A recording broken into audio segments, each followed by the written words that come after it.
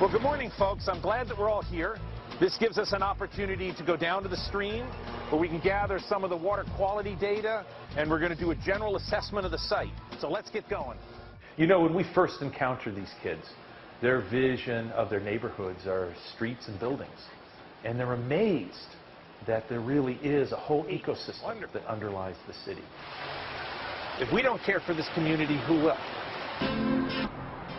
We have over 1,000 students each year that work with us both in school and out of school, and also during the summer.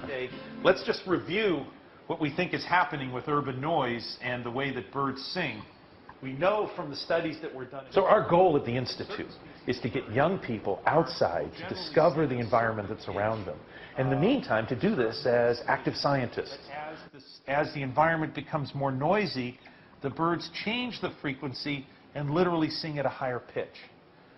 So we're looking to see if those same kind of patterns exist in birds in our city. So off we go. The kids we work with are the ones that live in the most economically challenged communities in the city.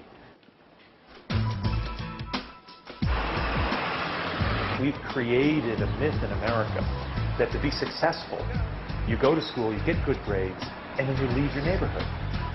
And the problem with that model is that it's causing our cities to decay.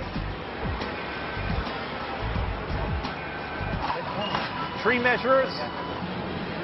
Going to start with that tree. It's a simple leaf, Yeah. and it's alternating, Yeah. and it's It's a pineate. it's pine leaf. There is a tremendous sense of hopelessness about young people.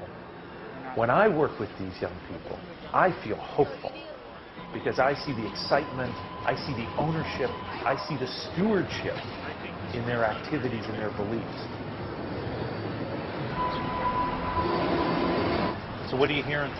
I believe that they're singing calls to each other about where they are and what's going on around them, because this is their territory. This is their home. The calls that they're sending out, I believe, is warning calls. You know, they're keeping a watchful eye out for their territory, but they're not going to come too close. This is amazing how noisy this environment is for us. Imagine what it's like for them to have to scream over this noise. These are citizen scientists. These are stewards of their communities. And they're gathering data that are useful and critical in managing urban landscapes. I feel particularly blessed to be able to do the kind of work that I'm doing.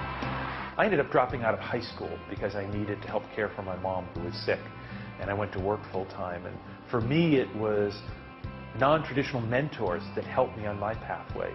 And I feel that that's the least that I can do for a community that has privileged me so much with this kind of work, is to go back and help other folks on non-traditional paths.